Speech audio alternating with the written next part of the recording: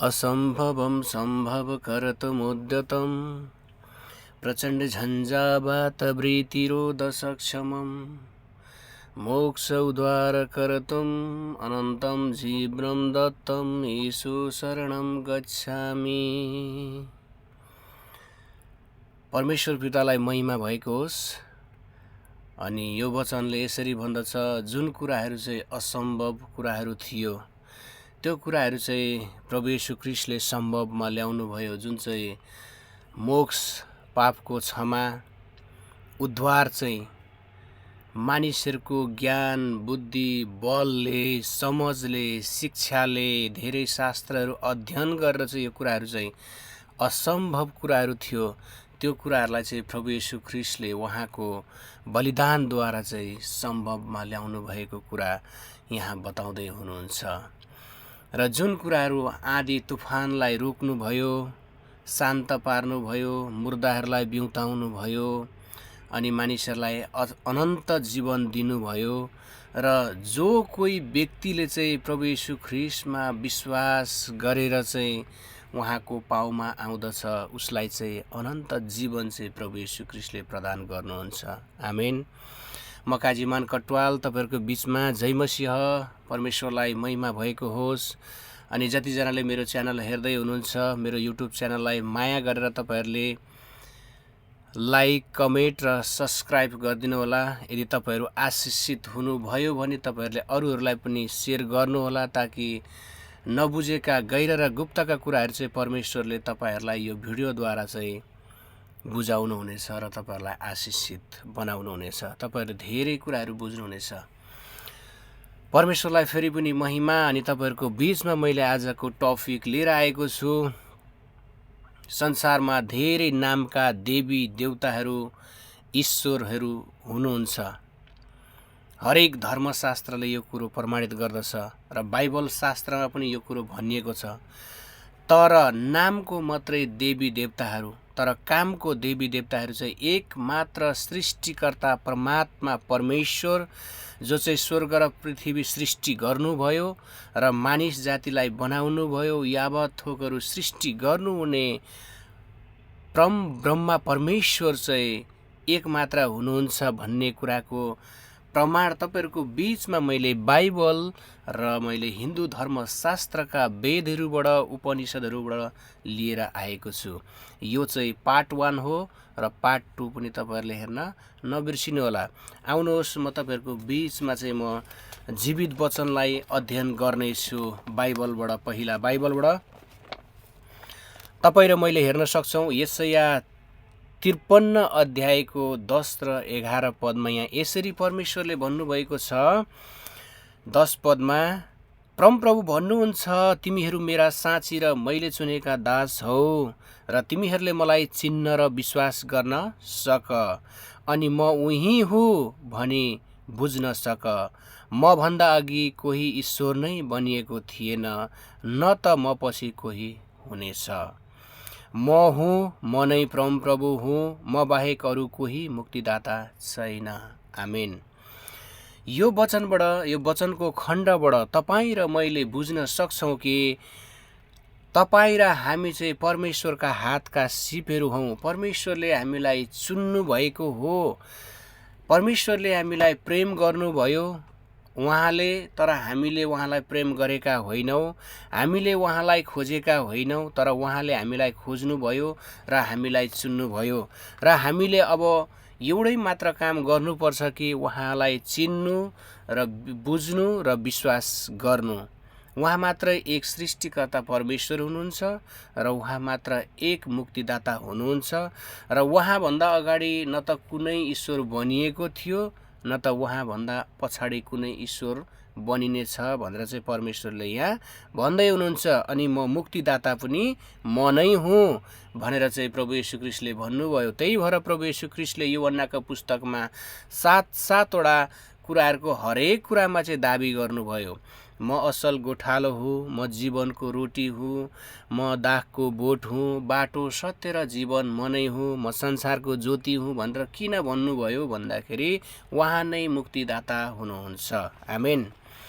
त्यस्तै गरेर आउनुहोस्, तपाईँहरूको बिचमा म फेरि अर्को वचनलाई राख्नेछु। व्यवस्था 10 अध्यायको 14देखि 17 पदमा यहाँ के भनेर भन्दछ भने, 14 पददेखि म 17 पदसम्म तपाईँहरूको बिचमा अध्ययन गर्नेछु।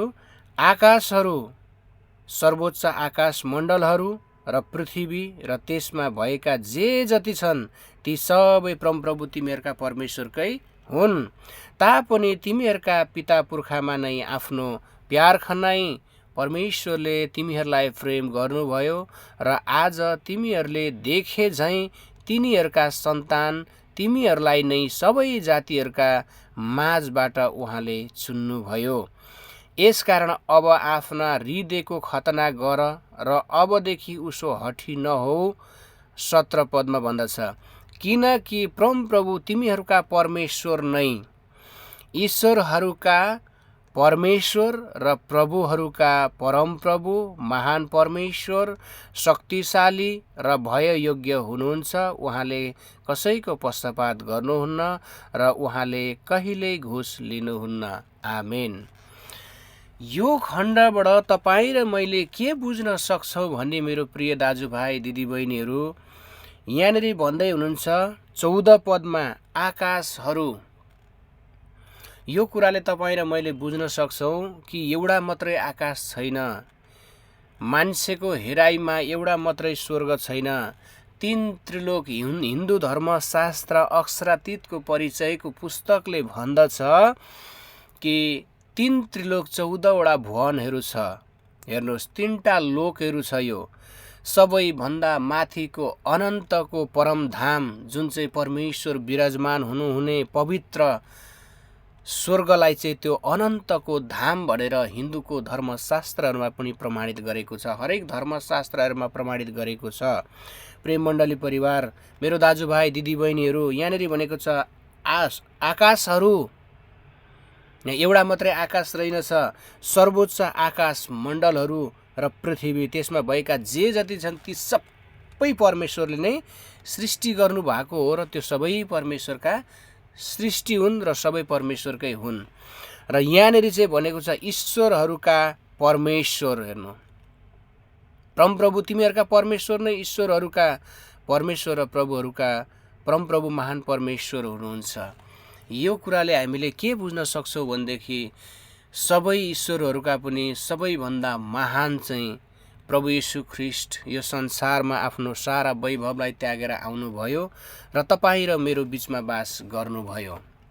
प्रभु येशूलाई महिमा भएको होस्। आउनुहोस्, तपाईँहरूको बिचमा म हिन्दूको धर्मशास्त्रहरूबाट चाहिँ म तपाईँहरूको बिचमा केही प्रमाणहरू तपाईँहरूको बिचमा म पेश गर्नेछु। हिन्दू धर्मशास्त्रमा वेदमा एक मात्रै ईश्वर हुनुहुन्छ भनेको प्रमाण चाहिँ ऋग्वेद 1 मण्डल 164 सूक्त 46 मन्त्रले भन्दछ, एको विश्वस्य भुवनेश्वर राजा भनेर भन्दछ। एको विश्वस्य भुवनेश्वर राजा, यसको अर्थ चाहिँ एकमात्र सत्य स्वरूप परमात्मालाई विद्वानहरू अनेक नाम गरी पुकार्छन्। ल हेर्नुहोस्, 2 नम्बरमा रहेको छ ऋग्वेद 10 मण्डल 114 सूक्त 5 मन्त्रले भन्दछ, एकम सत् बहुधा कल्पयन्ति। एकम सत् बहुधा कल्पयन्ति भनेर भन्दछ। अर्थ, एकमात्र परमात्मालाई सन्तहरूले अनेक रूपमा कल्पना गर्दछन्। ल हेर्नुहोस्, परमेश्वर एउटै हुनुहुन्छ, परमात्मा एउटै हुनुहुन्छ, तर मानिसहरूले उहाँको आराधना गर्न चाहिँ हरेक विकल्पहरू खोजेका छन्। 3 नम्बरमा ऋग्वेद 6 मण्डलमा एउटा मन्त्र छ, एको विश्वस्य भुवनेश्वर राजा। हेर्नुहोस्, अर्थात् यो विश्व ब्रह्माण्डको राजा अर्थात् सञ्चालनकर्ता, सृष्टिकर्ता, पालनकर्ता एउटै परमात्मा हुनुहुन्छ भनेर भनेको छ। त्यही भएर प्रभु येशू ख्रीष्ट यो संसारमा राजाहरूका राजा अनि प्रभुहरूका प्रभु भएर किन आउनुभयो भन्दाखेरि, प्रिय मेरो दाजुभाइ दिदीबहिनी, सारा मानिस जातिको पाप, यहाँ धनी गरिब, ठुलो जात सानो जात, कालो सेतो गोरो होइन, तर प्रत्येक मानिसको पापको निम्ति चाहिँ येशू ख्रीष्ट यो संसारमा तपाईँ र मेरो निम्ति वचन चाहिँ देहदारी भएर आउनुभयो। वचनले चाहिँ मानिसको रूप धारण गरेर चाहिँ यो संसारमा आउनुभयो। त्यही भएर यूहन्ना 1:1 चाहिँ भन्दछ, परमेश्वर वचन हुनुहुन्थ्यो, आदिमा परमेश्वर वचन हुनुहुन्थ्यो, वचन नै परमेश्वर हुनुहुन्थ्यो अनि परमेश्वरसँग वचन हुनुहुन्थ्यो भनेर भन्दछ। हिन्दूको धर्मशास्त्रमा पनि के भनेर भन्छ, शब्दो परब्रह्म, शब्दाक्षर परब्रह्म भनेर भन्दछ। शब्द भनेको वर्ड नै परमेश्वर हुनुहुन्छ भनेर भनेको कुरा हामी यसरी बुझ्न सक्छौँ। र अर्को कुरा 4 नम्बरमा यहाँनिर के भनेको छ भने, अथर्ववेदमा मन्त्रले के भनेको छ भनेदेखि, न द्वितीय न तृतीय चतुर्थ पिउचते पञ्चम न षष्ठो सप्तम न पिउचते अष्टम न नवम न दशम न पिउचते भनेर भन्दछ। म फेरि दोहोऱ्याउन चाहन्छु, न द्वितीय न तृतीय चतुर्थ न पिउचते पञ्चम न षष्ठम न सप्तम न पिउचते अष्टम न नवम न दशम न पिउचते भनेर भन्दछ। अर्थ, जसले त्यस एकमात्र सत्य स्वरूप परमात्मालाई जानेको छन् उसले त्यो परमात्मा 2टा छ, 3टा छ, 4वटा छ, 5वटा छ, 6वटा छ, 7वटा छ, 8वटा छ, 9वटा छ, 10वटा छ भनेर सम्बोधन गर्दैन भनेर भन्दछ। तर केवल एक मात्र परमेश्वर परमात्मा हुनुहुन्छ भनेर भन्दछ। र वेदले पनि यसरी भनेको छ भने उपनिषदहरूले पनि यसै गरेर तपाईँ र मेरो बिचमा चाहिँ परमेश्वर एकमात्र साँचो अनि सत्य परमेश्वर हुनुहुन्छ भनेर चाहिँ प्रमाण तपाईहरूको बिचमा र मेरो बिचमा बताएको छ। प्रिय मेरो दाजुभाइ दिदीबहिनी, हामीलाई कुनै पनि धर्मशास्त्रहरूले, हामीलाई कुनै पनि शास्त्रका खण्डहरूले हामीलाई अन्धकारमा राखेको छैन। तर हाम्रो सबैभन्दा ठुलो गल्ती भनेको चाहिँ हामीले धर्मशास्त्रलाई अध्ययन गर्दैनौँ। यसरी यदि कसैले त्यो धर्मशास्त्रबाट प्रकाश भनेको कुरा, धर्मशास्त्रमा भनेको कुराहरू चाहिँ ल्यायो भने चाहिँ त्यहाँनिर वाद र विवादहरू चाहिँ मान्छेहरूले गर्ने गर्दछन्। तर उनीहरू आफैले नै धर्मशास्त्रमा के रहेछ त, के साँच्चै यो कुरा भनेको रहेछ त भनेर खोजी गर्दैनन्। म तपाईँहरूको बिचमा येशू ख्रीष्ट चाहिँ को हुनुहुन्छ, येशू ख्रीष्टको सर्वश्रेष्ठता के हो भनेर चाहिँ म तपाईँहरूको बिचमा म अलिकति राख्न चाहन्छु। जसरी तपाईँ र हामीले यशायाको पुस्तकमा 43:10 र 11 पदमा हामीले त्यहाँ हेऱ्यौँ भनेदेखि मुक्तिदाता पनि उहाँ नै हुनुहुँदो रहेछ, सृष्टिकर्ता पनि उहाँ नै हुनुहुँदो रहेछ भन्ने कुराहरू हामीले प्रमाण भेटायौँ भनेदेखि तपाईँ र मैले अब हेर्नुहोस्, कलसी 1:15 पददेखि म तपाईँहरूलाई अध्ययन गर्नेछु येशू ख्रीष्ट चाहिँ को हुनुहुँदो रहेछ भनेर। उहाँ अदृश्य परमेश्वरको प्रतिरूप, सारा सृष्टिका ज्येष्ठ हुनुहुन्छ। आमेन। येशू ख्रीष्ट चाहिँ अदृश्य भनेको चाहिँ मान्छेले आँखाले हेरेर देख्न नसक्नु हुने परमेश्वरको प्रतिरूप चाहिँ मानिसको रूपमा तपाईँ र मलाई बचाउनको निम्ति यो संसारमा देहधारी भई जन्मिनु भएको हो। र उहाँ चाहिँ सबैभन्दा ज्येष्ठ हुनुहुन्छ।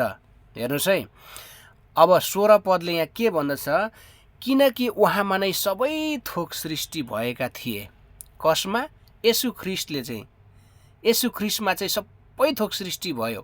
स्वर्गमा र पृथ्वीमाथि भएका दृश्य र अदृश्य थोकहरू। हेर्नुहोस्, स्वर्गमा, स्वर्गमण्डलमा, पृथ्वीमाथि। अब पृथ्वीमाथि भनेको कहाँ हो? यो आकाशमण्डल हामीले देख्ने जुन तारा घाम अदृश्य कुराहरू, त्यो पनि अदृश्य कुराहरू हामीले जस्ट अलिअलि देख्छौँ, तर यसमा हजारौँ कुराहरू लुकेको छ। र दृश्य थोकहरू, चाहे सिंहासनहरू, चाहे प्रभुत्वहरू, चाहे प्रधानताहरू, चाहे अधिकारहरू, सबै थोक उहाँद्वारै उहाँकै निम्ति सृजिएका हुन्। आमेन। येशू ख्रीष्टकै निम्ति चाहिँ येशू ख्रीष्टले नै सृष्टि गर्नुभएको हो। यो कुराहरू मानिसले बुझ्दैन। आज कति मानिसले भन्छन्, येशू ख्रीष्ट त त्यो कलभरीको क्रुसमा, त्यो यरुसलेममा यसरी मर्नुभयो इजरायलमा भनेर भन्छ। तर वास्तवमा उहाँ आउनु भएको कुरा चाहिँ नि हरेक धर्मशास्त्रहरूमा चाहिँ भनिएको कुराहरूलाई चाहिँ पुरा गर्नको निम्ति आउनुभयो। न धर्मस्य खण्डनार्थे जगतित्त जातोस्यहम धर्मशास्त्र परिपूर्तिरेव मे अवतार हेतु भनेर भन्नुभयो। धर्मशास्त्रमा लेखिएका कुराहरू व्यवस्थाहरूलाई रद्द गर्न होइन, तर त्यहाँ लेखिएको कुराहरूलाई चाहिँ येशू ख्रीष्टले पुरा गर्नको निम्ति आउनुभएको हो। हरेक धर्मशास्त्रमा, हिन्दू धर्मशास्त्रमा यो नसोच्नुहोस् यो कुरा बाइबलमा मात्रै भनेको छ भनेर होइन। मुस्लिमको कुरानमा पनि, त्रिपिटकमा पनि, बाइबलमा के अरे वेदमा पनि, हिन्दूको शास्त्र मात्रै परमेश्वरले उनीहरूको हृदयमा बोल्नु भएर 37 टाइम्स 37 चोटि चाहिँ येशू ख्रीष्टको बारेमा सुन्दर भविष्यवाणी गरेको छ। प्रिय मेरो दाजुभाइ दिदीबहिनीहरू, यदि तपाईँ र हामीले खोज्दैनौँ, अहिले अझै पनि अन्धकारमै रहन्छौँ भनेदेखि यो गल्ती भुल तपाईँ र मेरो हो। शास्त्रले त हामीलाई बकैदा भनेको छ। शास्त्रले हामीलाई त्यो अन्धकारको डोरीले बाँधेर राखेको छैन है। किनभनेदेखि यो संसारको देव भनेको चाहिँ फेरि तपाईँहरूले सोच्नु होला देवता होइन। यो संसारको अन्धकारको शक्तिले चाहिँ मानिसलाई चाहिँ जक्डेर राखेको छ। भगवत गीता 5 अध्यायको 15 पदले भन्दछ, अज्ञानेनम अवृतम ज्ञानम।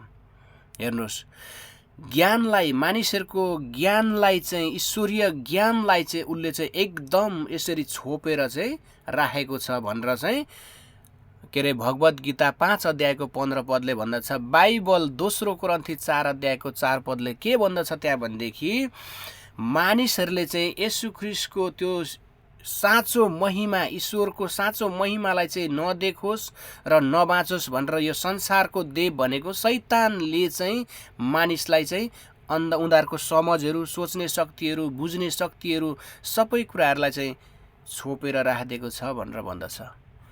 म यो भिडियोबाट तपाईँहरूलाई यही भन्न चाहन्छु कि साँचो ईश्वर एकमात्र हुनुहुन्छ।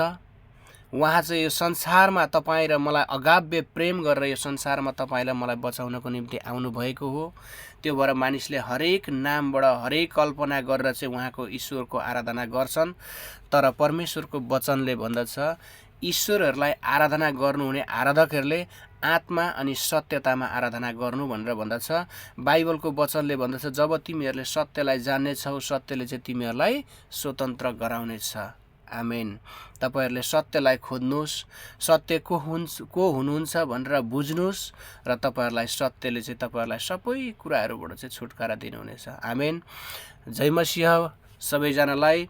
अनि म तपाईहरूको बीचमा फेरि यसको दोस्रो भाग लिएर आउनेछु। तपाईहरू अवश्य सुनेर आशिषित हुनुहुनेछ। God bless you.